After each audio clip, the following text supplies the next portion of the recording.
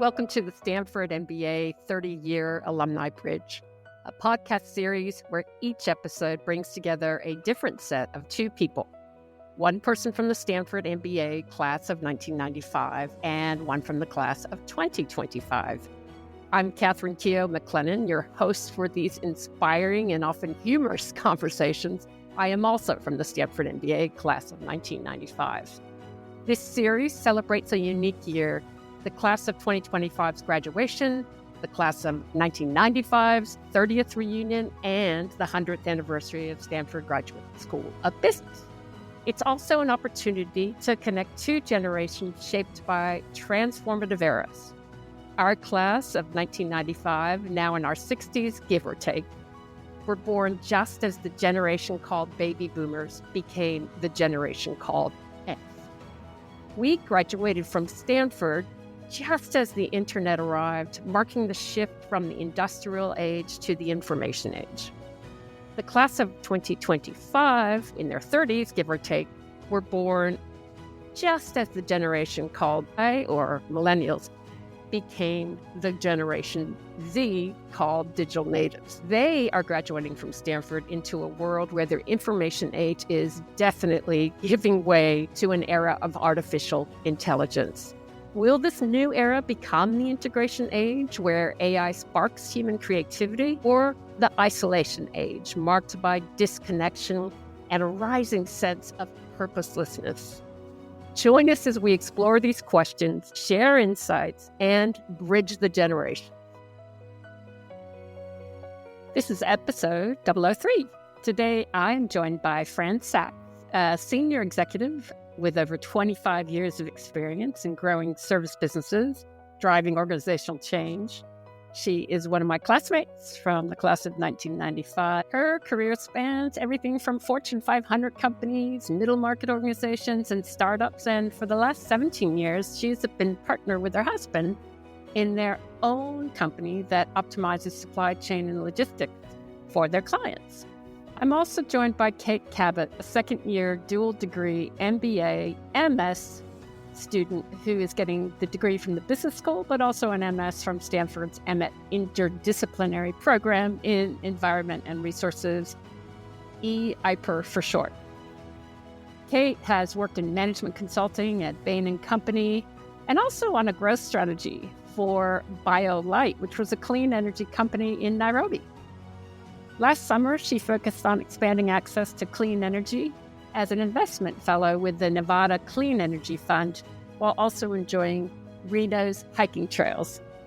Fran and Kate bring rich and diverse perspectives to this conversation, reflecting on their journeys and the evolving business landscape.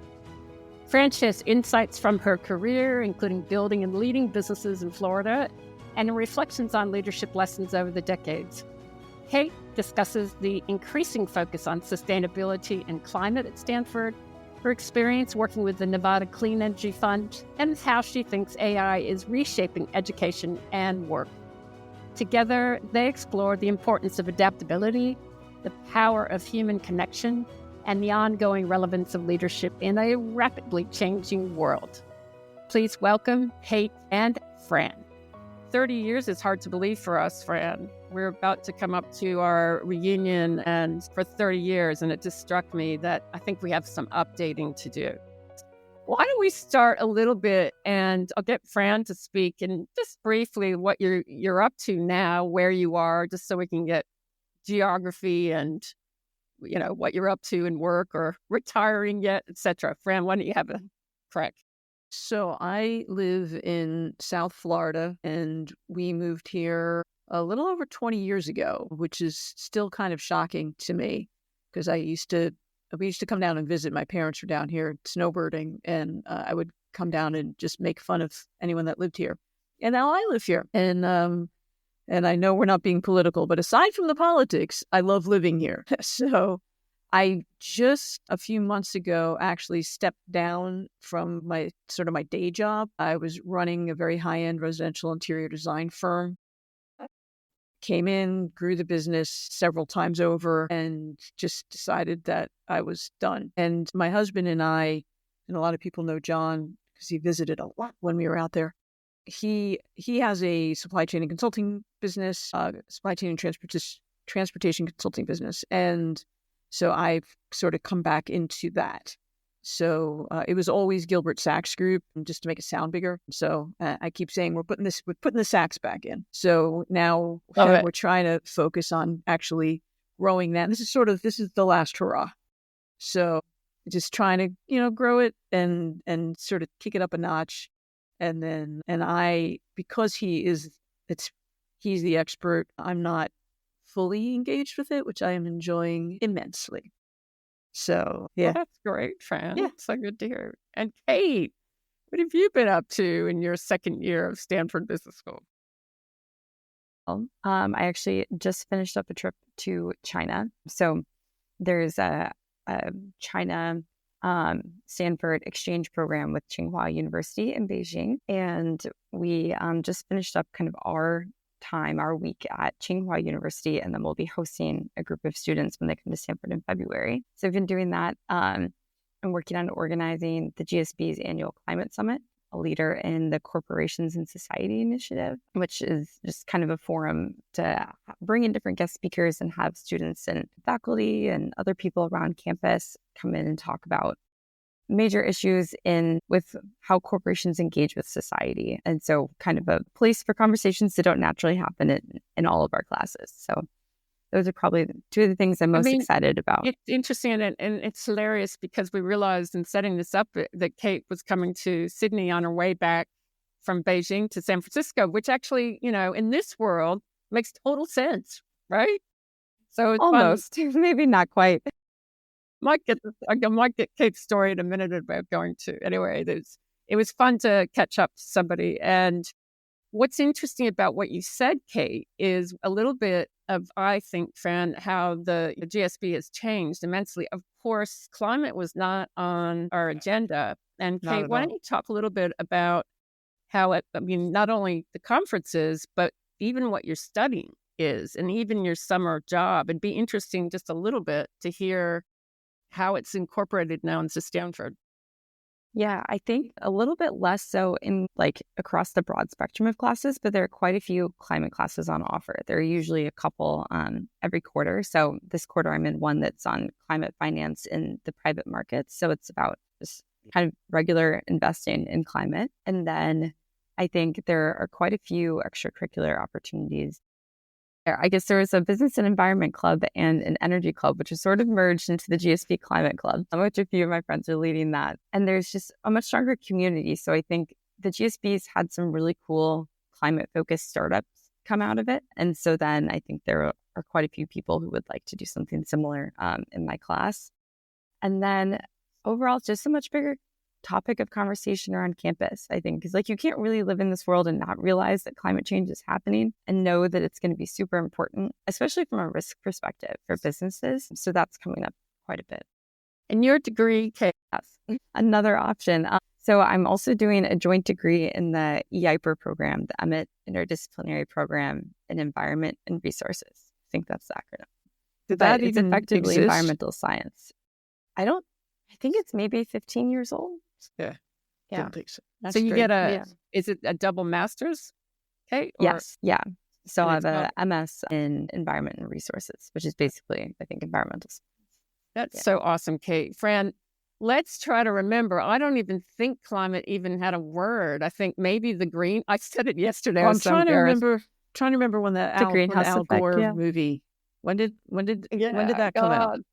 I don't know. I mean, that was the beginning, right? 2000-ish, a little after he lost the election. Inconvenient Truth. That was the beginning. And I actually think that was produced by Jeff Skoll's company. Or I mean, I think so. So that it had to be afterwards. Yeah, it had to be. Yeah. So if you cast your mind back then, 1995, I mean, what was on our minds, Fran? I don't know. What were the challenges? What were we? Were we even looking outside the campus? Yes. I mean, there definitely were people that were. And I was not one. Well, I did a little bit, but not a lot. But I would think, because that there was definitely, I think that the people that self-select into Stanford, I think tend to have my perception of it is, it tend to have, because it was about social good. It was. How are we going to do good? But it was more on just like nonprofits and that type, because there was that whole contingent, and there was a certificate program which I didn't do, and I can't remember the name of it, but PNP. But there was, yes, that. Yeah. So public that was the big, management. yes. Yeah. So that was the big program. But no, there was no discussion around environment. It just wasn't. One of the things, Fran, I was talking to Kate about yesterday was the integration, or they also had, Kate, was it social? It's a social enterprise institution where it's not so much about nonprofit, it's about sustainable good, I guess, Fran, in terms of what you were talking about. And I was talking about the fact that whilst we had a few people going into the nonprofit, the activity during campus or during the 2 years, I just remember more charity organized, where we would go to East Palo Alto, for example, and help with the schools. And it was just something good to do. And Kate, we talked a little bit about volunteering, but I think you guys are doing it more interestingly now as the fabric of an ongoing sustainable thing. Why don't you tell us a little bit? People are, I think, much more interested in trying to create more of a social enterprise and just a business that's addressing the root causes of some of these issues. And so I think there's some more classes and so on around scaling impact, kind of beyond just like the person-to-person volunteering. So it'll be really interesting to see kind of how that shakes out and if that model sort of works well. Because I think it's extra hard. We actually talk about this a lot in class around like, if profit's not like the sole organizing metric of the business, then what is? And how do you manage trade-offs? Because you're inevitably going to have multiple metrics and there are so many downsides and unintended consequences. What classes that stood out for you, Fran? The academic experience? I would say, touchy-feely obviously is kind of, it is that, and I took an entrepreneurship class, which I was never that interested in. I didn't think of myself that way. And I really liked it a lot. And I'm trying to, Wendell, I think, was the professor. Is it Wendell? But I really liked it. I didn't want, it took me a couple years to go that route, but which I wound up doing. But yeah, that was really impactful. And also, I think later we talk about leadership, but learning to lead, I was really impactful. So, I don't know if you want to talk about that now, or we can talk about it later. Sure, let's jump into it, because, Fran, that was the Learning to Lead program. I believe, you correct me if I'm wrong, I think we were the first class. We were. Yeah. We were. And believe it or not, Kate, back in the day, it was controversial because there was a belief that leaders could not be taught. Leaders were only born. You had it or you didn't. And so there were 3 professors that joined together to teach leadership. And it was like this huge deal. Right. And they actually did it over 2 trimesters. We did it in the last one. So then in the summer, we had to do this. We met during the summer, because they wanted us to use our internship as a lab for it. And then we came back in the fall. So at the time, just this concept of learning about different styles of leadership and, what does leadership mean and how do you be a better leader and more mindful? It was considered cutting edge. And I think that for most of us, we hadn't really read about any of that or learned about any of that. So it really was, it was a great class and it was a great group of people. And so that was really impactful and just made me think a lot more about leadership style and bad bosses I've had and good bosses and what was the difference. Yeah, I remember that now. And that's my field of, well, I'm not going to say expertise, but let's say field of interest for 30 years. So, and I didn't even join the class. I was, and I should have done the entrepreneurship. But what's interesting again is Kate and I were reflecting yesterday about my real, it's the comprehensive system approach to talent and leadership in organizations. And Kate, you had a couple of points I'd love to hear, because obviously I hope that you guys now have a entrenched leadership development, but what else have you reflected on, Kate, that was interesting? So I think there are a lot of classes that we have now that are on kind of personal leadership and like how you engage with people kind of one-on-one. Like touchy-feely is probably like the best example of that. But there's also a class called Lead Labs that's part of the core curriculum, so everyone's required to take it. You have a bunch of like role play activities, and they don't really tell you what you're supposed to be doing, but you're supposed to be reaching a decision in an effective way that gets everyone in the group participating. So it's like, it feels very small scale leadership of how am I showing up in this meeting for 45 minutes, trying to get this group around me to come to a decision and take an action, even though everyone else is trying to do the same thing. Bunch of leaders. Yeah, it's a little chaotic. So you have those types of things. But then, as I said to you yesterday, I feel like there's not a lot of classes around like how do you actually design your organization and like what should you like in order to have an effective company or nonprofit or whatever, how do you set up the different structures? And so it's embedded in some of the other classes, but there's a little bit less on like leading at scale. And so it's kind of, you're sort of left to figure it out for yourself without like a structure around it. And so that's something that I think about kind of often of like, I feel like I'm getting a good sense for how you might lead like an individual team and what might feel good for me there. But then, thinking more broadly about it, we're trying to, I'm not really interested in entrepreneurship, but if I were creating my own startup, like how would you want to set things up to make it work really well? Yeah. So interesting, Kate. Fran, where did you go after business school? Remind me. I went to New York and I worked for a health club chain. That's right. But I was introduced to them in that entrepreneur class. Okay. And so we used one of their senior VPs as a source because it was a health club. That was our thing we were building. So we used somebody there as a source. So they hired me. So I went in as sort of the lone MBA. So I kind of just wended my way through. It was a pick your own adventure kind of thing. So I was there for 5 years. And did a bunch of different stuff. What were the major lessons in leadership as you went from New York to Florida? I mean, that was 20 years ago. Yeah. Okay. Florida was very different than New York. Yeah. One was that there weren't, at that time, now it's very different, but at that time, there weren't a lot of folks with our kind of background and credentials. So because of that, I was getting to meet with people and talk to people that I shouldn't have been able to. I was meeting with like heads of firms and CEOs and stuff because they just weren't used to seeing somebody like us down here. Yeah. But as far as leadership is concerned, it was a very different workforce. Very, very different. I would talk to people. I wound up at one startup and we were hiring people and I was interviewing people and they're like, that's a half hour away. Yeah, that's too far. I can't do that drive every day. And then we hired people and we did this whole training and they came in and they went out for lunch and like 2 people literally didn't come back. So it was very, very different. So that was then. Now it's definitely very different. Yeah. But that was eye-opening.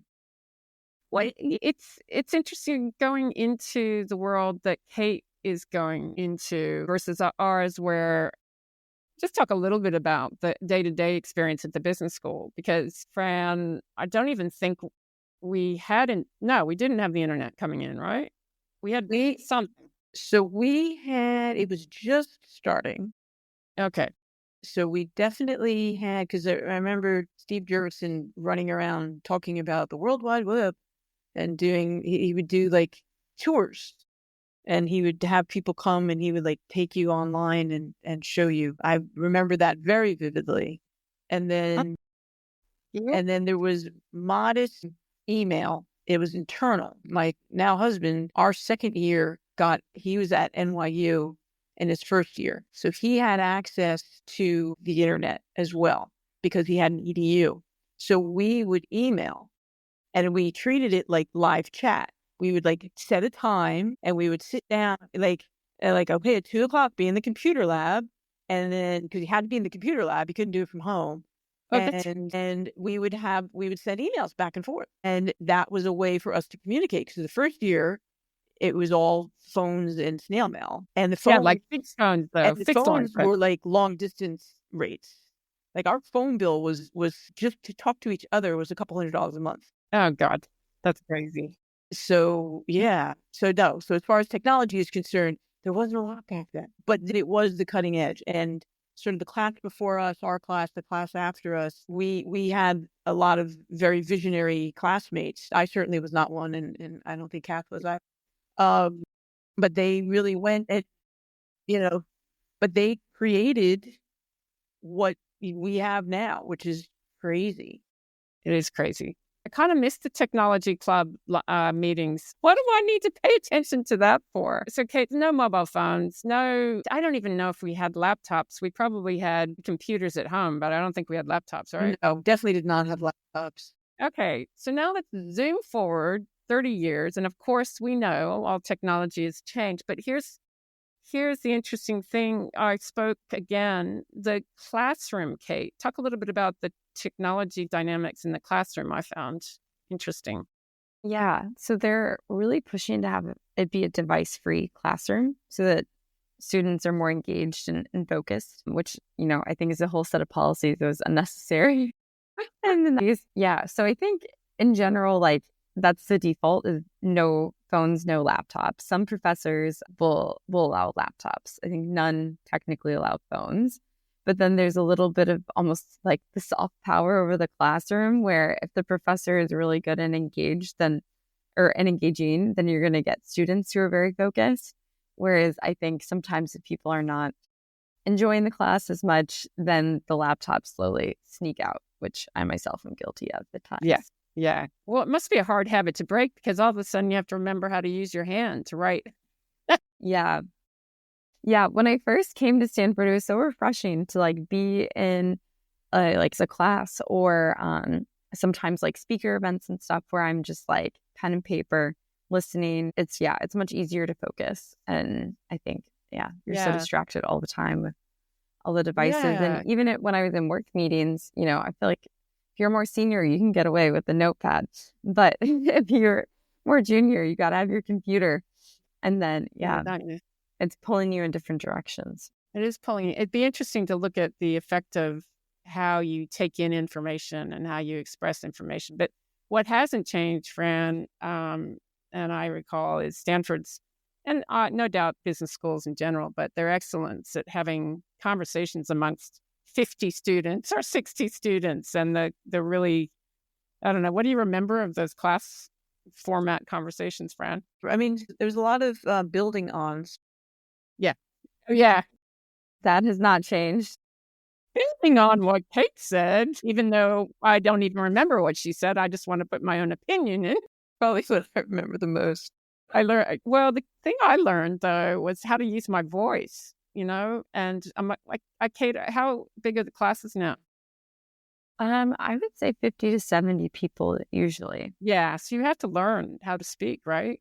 And get in there. Yeah. Okay. So with leadership, so Fran, you built the business down in Florida then, right? Yeah. Yeah. Yep. What was key lessons for somebody that might start a business in 30 years from now? Let's say if we said top 2 or 3 that come off your mind in growing a business. Your partner matters a tremendous amount. And it's very similar to advice I would give as far as finding a spouse where you're not going to change people. Because I went into one business because I was excited by the idea. Okay. It was somebody else's idea. And I didn't like or trust the person, but I was so enamored of the idea that I thought that would be enough and I would be enough.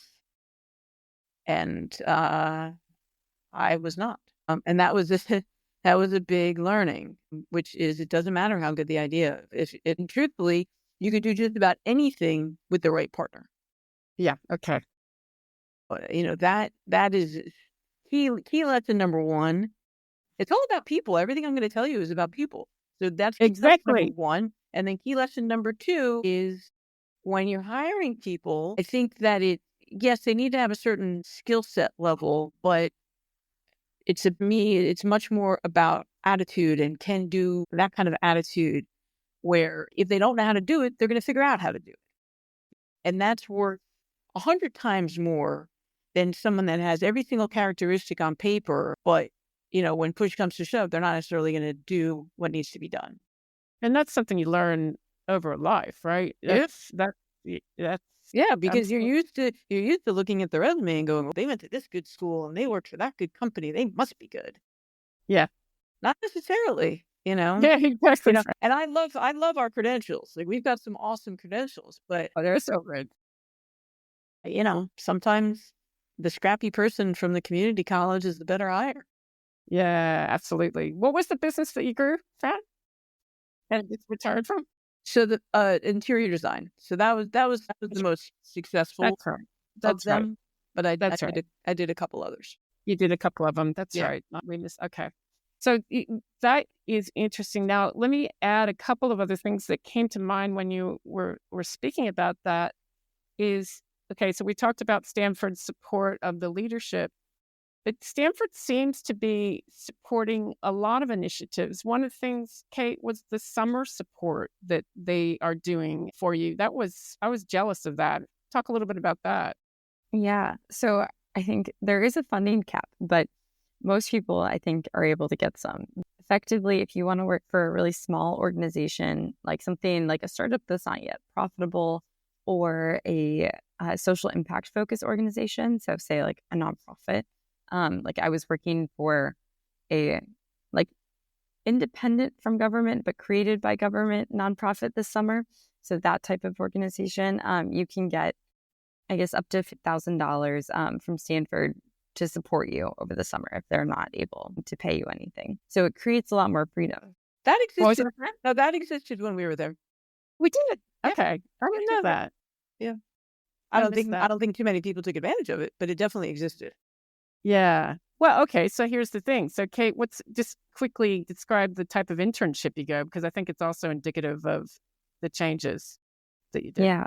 So I worked at the Nevada Clean Energy Fund, which is a green bank for the state of Nevada. So it was set up by their state legislature in 2017, didn't really get off the ground until a few years ago. And so effectively what it does is take in grant money from government, from either the federal government or like the state government or potentially other organizations. And then it does a mix of grant and below market rate loans to help promote clean energy in Nevada, especially among low income and disadvantaged communities.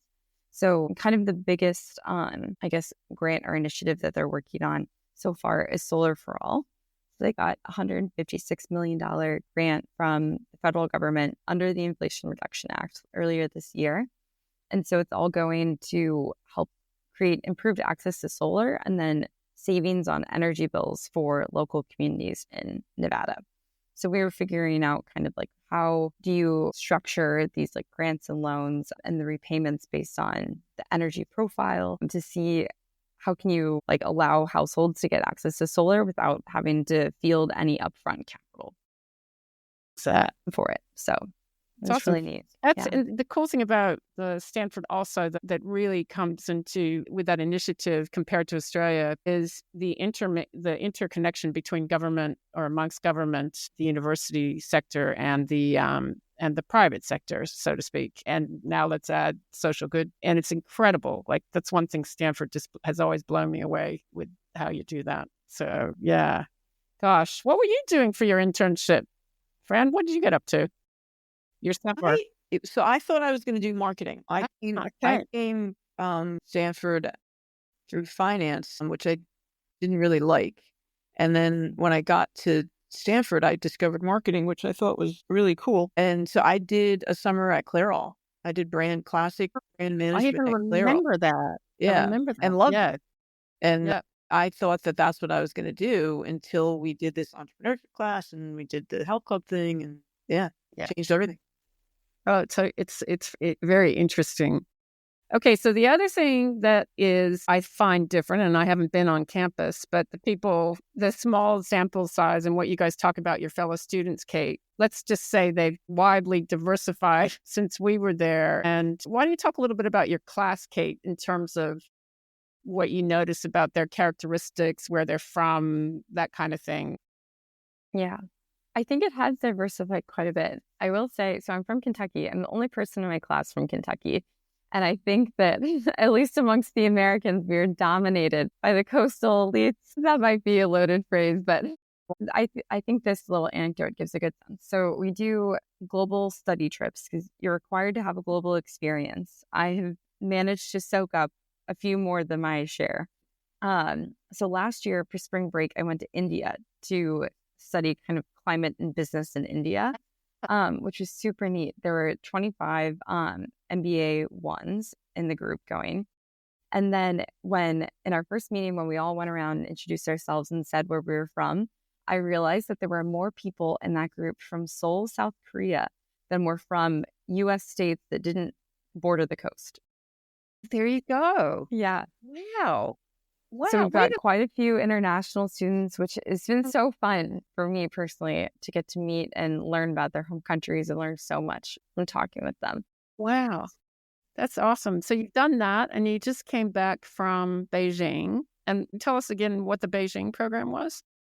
So it's an exchange program where there are 20 students from Stanford and then 20 students from Tsinghua University, which is kind of a Stanford peer in Beijing, and all MBAs, who the Tsinghua students host us from Stanford for a week in the fall and take us to different Chinese companies. And we get a few lectures from different Tsinghua professors. And we do some cultural activities. I mean, we did karaoke, which was very fun. We had some dinners. In China. We went to the Great Wall. Check. Yeah. And then in February, we will host the same group of Tsinghua students back on Stanford's campus doing similar types of activities, although with a different American cultural flavor. Yeah, I mean, that's amazing, Fran, I think. I mean, were we going to, what do we remember? I don't remember any kind of exchange. I don't think we were traveling to China. We did. Well, there was one trip. There was this, I think, a spring break or winter break trip. There was definitely one. Okay. Do we remember where it went? I didn't go. But no, I didn't go either. To China, you mean, Fran? It was to India, maybe? To India. Okay. But I think it changed. I think it changed every year. It wasn't like a set program. I think it changed where people were going. Okay. Now, Kate, what's the percentage of female to male? Or, gosh, nowadays we have other characteristics, but I don't know. What did they say the gender mix is? It's close enough to even that I don't remember what it is. Yeah. Okay. Wow. Yep. That's big. It is big, Fran. What were we, like 30? A third? Yeah. 30. Yeah, 30%. Yeah. So, and that felt kind of, that's the way it is. What are there gender conversations, Kate, on that come up in the classrooms or between the classrooms? I am trying to think. Not You're honestly. trying to Yeah, really not too many. So I was thinking about this a little bit probably around this time last year, is that I actually feel like there are not as many spaces for women's conversations because there are so many women. And so, or at least, like I feel like the traditional flavors of that would be like balancing family and career, or like how do you navigate potential sexism in the workplace? And there's just really, I think, like for the most part, people think that those conversations should apply to everyone. Like men should also be talking about balancing family and career. And, that may mean that the conversation is lost a little bit, or there are just so many kind of, it falls by the wayside. But I actually had more, conversations about being a woman in the workplace when I was working than at Stanford. That's interesting, Kate. What's the, do you still have the women groups? Okay, so that's important. That was important to us, Fran. Anyway, we didn't have that. I don't think. What was our reflections on gender? I don't know. We were just trying to support each other. Yeah. Well, we had the women's groups, and then I think that was definitely, those are more interpersonal than sort of career focused. It's interesting to see the changes, Kate. It was 50-50 means there's not so many issues. So, I mean, until you probably get to the work world and that. But Kate, congratulations on getting married Thank at the you. beginning of this year. And that puts you, Fran, you had John, but you guys hadn't been married yet. It doesn't matter, right? Yeah, but you weren't living together at Stanford, and neither is Kate. How does being together, what changes about being married, Kate? Anything as far as your experience with Stanford? No, although I'm kind of getting over this, but for the first couple of months, I was feeling extremely old whenever I said the words my husband. I could just feel the gray hairs forming. So is he there with you? He is, yeah. Yes. Yeah, it's kind of funny because here's another probably gender change is that, yeah, so we're living, I think from talking with Kath, this is a little bit of a change. Now most second year students will live off campus, or quite a few at least.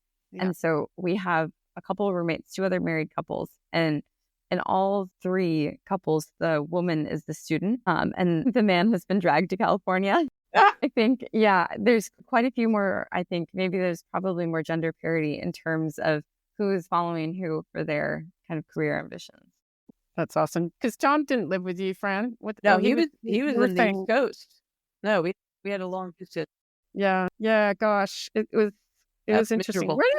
Fran, did you live off campus for the 2 years or? Yeah, both here. I mean, there was no on campus. There was virtually no on campus. The first year I lived in downtown Palo Alto, and then second year I lived in Los. The other question, Kate, is interesting to me as well. And Fran, we're all in the world on the precipice of artificial intelligence. Well, not even we're in artificial intelligence. And I guess in some ways, too simply, you can compare that to the internet. But what are you seeing on the campus and in your classmates or even in your day-to-day experience, Kate, where you see some changes happening pretty quickly with AI? Well, everyone's using AI as an affinity. I'm sure very rarely as a means to escape learning topics that you're not interested in. But yeah, and everyone's really talking about how is this going to change the workplace? And people are very interested in doing AI startups. And even so, Fran, you made a point earlier around people matter so much, and it's all about who you hire and who you're working with. But then when I was in China last week, one of the professors at Tsinghua University was talking about AI and the future of organizations. And he was talking about how the structure will look very different in the age of AI. And so he thinks that flexible, adaptable people are going to be even more important. But at the same time, you might actually be running a bunch of different AIs, and leaders are they're not just going to be pure managers. They're also going to be doers because of the higher efficiency you get with AI. So as you were kind of talking about how much people matter, I was thinking to myself, how is that going to change now in this world of AI where you need fewer people, and there will probably be different types of jobs that come up, but every organization can be leaner and flatter. Yeah, it will be fascinating. Fran, are you using AI at all in your day-to-day experiences down there in Florida? As I was with the inception of the internet, I am about as adept with the inception of AI. John's actually very good at it, and we're definitely using it, to be able to do things like doing proposals and things like that. It really is, there's just a lot of sort of lower level stuff that you can just use an AI, but the higher, I'm sure at some point it's going to change, but the higher level stuff, you need a human brain. You need a human brain. Let's hope. Time saving. It's absolutely time saving. Let's hope so. And even more than just the benefits, because I too probably lean late adopter. At least it feels so at Stanford. But I feel this sort of pressure to learn and get really good at using AI. Because I think, while being at Stanford, my mindset has sort of shifted around it from it being this thing where you're reading about all the potential downsides in the news to being something that people talk about and you hear about, and you're in Silicon Valley. And so all the cutting edge stuff is here. So you see how cool it can be, and you see the potential, and I've gotten much more excited about it. And I've also realized I need to get with it. I need to get with the program. And it's going to be very important for me to be a good adept user of AI in order to be successful down the road. Okay, so it's interesting, Kate. So what about the day-to-day experience of AI in the classroom and writing papers and all that? So are people using it, or what's the... Yeah. Okay. And so I think last year the administration was not fully embracing that. This year, I think they've become savvier about it. And so now basically what's sort of allowed or encouraged is to use AI on most assignments, really, and you just sort of have to cite that you used it. So I'll give you an example. Like I'm in this class on the Chinese financial system and economy, which I took, trying to prep and learn a little bit more ahead of my trip to China last week. But I had to do a big research paper, and I used Perplexity to summarize a bunch of sources and do a lot of the research for me. And then I was just able to cite, this is how I use Perplexity, and then here are their underlying sources, and I spot checked here and there. And then, people are using it to make slides, although I think humans are still better than at least the free AI tools on slides. And then, but then in terms of your first year core classes, where it's the content that it's a core required curriculum because they believe everyone needs to know these things, which makes sense, accounting, basics of finance, all of that type of thing. They've switched to in-person exams so that you can't use ChatGPT or some other AI tool to do your exam for you, which was very possible last year when you were taking you have a lot of exams that are not in person. Yeah, I think that's now changing, but it was a change. And so then my class, I think, is the last class that really had many take-home exams, because the first quarter, all of our classes had in-person exams, I think, as far as I can remember. And then last year, well, here's more around the travel and the more global class that we have. Ahead of my trip to India, it was finals week, but then almost everyone's going on one of these trips to some location over the world. And we all had these take-home finals or a few papers maybe or projects or something that we had to complete. And so everyone just went and traveled somewhere a week early. So I was taking my finals from Dubai, which, my parents, having gone to college in the 80s, were horrified by. It was very common. That is hilarious. Taking your Stanford Business School exam in Dubai. Yeah. I think that's ending. I'm just remembering the blue books we had to take. Yeah. And right. Oh my God. It's hilarious. So, but I think you're going back to that, right? Because they want everything handwritten so that it's not AI generated. Yeah. Or now, at least in the law school, and I don't know what it's like because I'm taking a few classes in the law school. So I do have in-person exams there, but you have the special software on your computer that can lock you out of basically whatever parameters the professor sets. So you can no internet and notes only on your computer if you have it, or the readings, or just absolutely nothing and just exam window. That'll be interesting, Kate. So the embracing of AI at Stanford could be reflective of how we are going to change. So they're okay at letting you use the right papers as long as you're citing. The other thing that came up in a conversation was, and I don't know about this, but you were saying because of all that and all of the activities that you guys are doing, the academic, what did we say, Kate? I feel like people are a little less academically focused. So, I mean, my sense, because we hear a little bit about the GSB used to be really hard academically. I mean, some people are very focused on academics and are really going above and beyond in all their classes. Overall, I think, if people are interested in the topic, then they're excited about it and they're going to do a lot of work for the class. But then it feels, because of the grade non-disclosure, that if you're not interested in the class and you happen to be taking it, then people kind of do the bare minimum. And so, and just from the anecdotes of what I've heard from some professors or lecturers who are GSB grads, it seems like that has changed a little bit, because people are a little bit more, I'm here at Stanford to pursue my interest, in the MBA is kind of the vehicle for that, less the place where I'm going to go. I mean, for some people it is, for me, I wanted to come and learn accounting and finance and all that stuff really well. But I think a lot of people are entrepreneurship, so they're here to absorb all of that. Yeah. So I'll throw something at you in regards to Yeah. So I don't remember which professor it was, but he was talking about the difference between that other business school on the East Coast and Stanford. And he said that there, everybody would just be bragging about how much work they were doing, how hard it was, and all the work. Blah, blah, blah. And then he said, I can't remember what the analogy was for them, but the analogy for Stanford students were swans. and that we're just gliding along on the water. And what you don't see is underneath paddling, furiously paddling. And so I wonder if that's what's going on there, because that certainly was going on in our class. And there were definitely some folks that didn't take it as seriously, but there was definitely a culture around looking like you weren't working for. Yeah. Yeah, That they is talk true. around that. Yeah, for Stanford more broadly and not just to the GSB, although we've been downgraded from swans to ducks. Yeah, we may have been ducks. Been duck. Swan sounded better. Swans does sound nicer.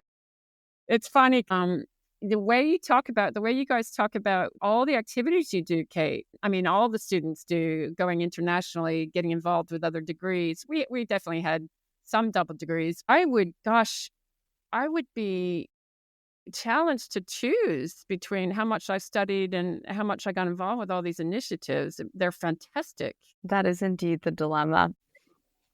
People are constantly trying to figure out how to optimize their experience. I think also because, I don't know, we all feel such a gratitude to be at Stanford. Yeah, it's such an incredible place, and there's so many amazing opportunities that everyone that they let in wants to just soak it all up, because it's like you've got the limited 2 years and you're trying to take advantage as much as possible. And so then there's definitely some decision paralysis. One thing that I'm trying to implement in my second year is making decisions more quickly, and not thinking about what about this and that and all the pros and cons and everything, because it's hard to say that there's going to be a bad decision on what you do, at least when you're deciding how you'll spend 2 hours in the afternoon. Yeah. Okay, so Fran, looking back 30 years, either a question, like if we were talking to Kate, I mean, number one, I've been talking to her and I go, she's the one that's going to have to advise me. If we were to advise or attempt to advise, you talked a little bit about the people. It matters about the people and everything. But if we had 2 or 3 things to say, maybe that we wish we had learned 30 years ago, and we hope that they learn it faster, or anything that's reflective in terms of sharing wisdom, what would you say? Well, one of my sort of pieces of advice, and it sounds like you're already doing it, Kate, is, and again, it's about people, is that when you're at school, is do everything. I think that I was a little bit more focused on feeling like I had to learn and perform, and I wish I spent a little bit more time just going out, and just hanging with people and spending time with people. But it sounds like you're doing that already. And particularly, I do college advising, or not advising, but I do interviewing, alumni interviewing.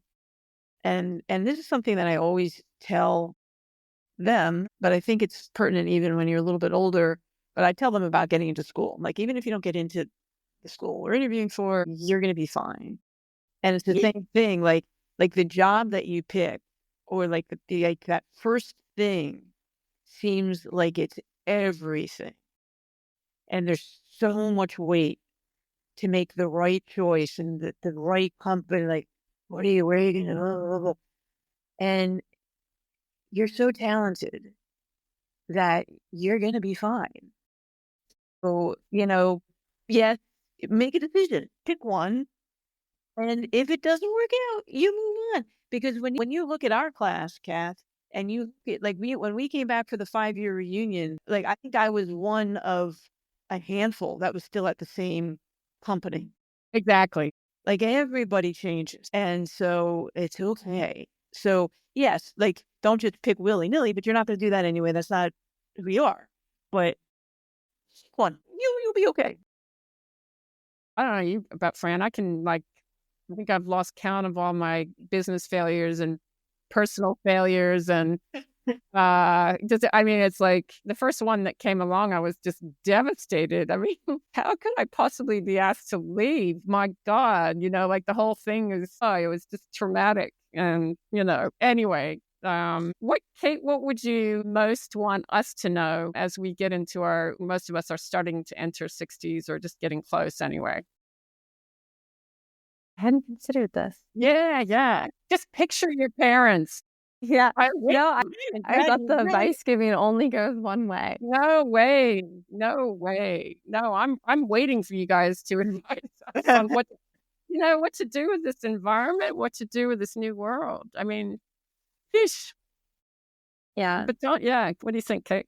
I mean, this is maybe not quite advice, but just something that I've been thinking about is like, well, while you're at Stanford, everything feels super possible and you feel like you're kind of on like the cutting edge.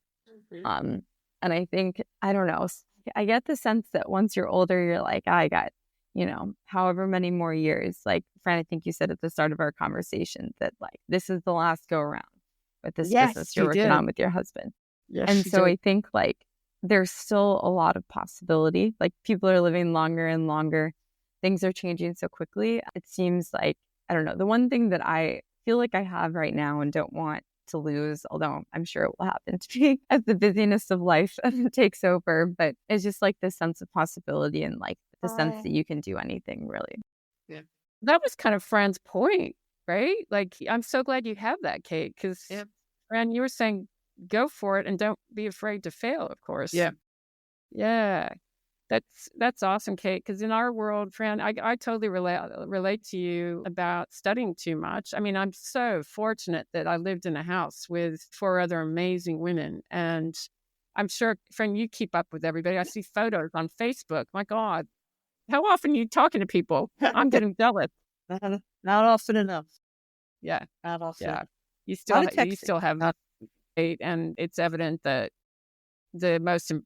Fran, speaking for myself, the most important outcome of Stanford is the long relationships that are phenomenal. And with you guys, that's why I kind of was motivated to do these, because you can have at Stanford a lot of, Fran, you were just talking about the technology founders that we had in our class, but from such a small number of people, and especially as you guys go all over the world, Kate, you actually, that small number of people, number one, because it's small, has enormous power through their network. And I was just curious to see what you guys are focusing on. And isn't it fantastic? The climate, trying to learn how to bring government and the technology and the economy together. I feel really optimistic in politics too. I've met a few of your classmates that were really trying to get involved in, maybe not exactly what the current administration or the next administration is doing, but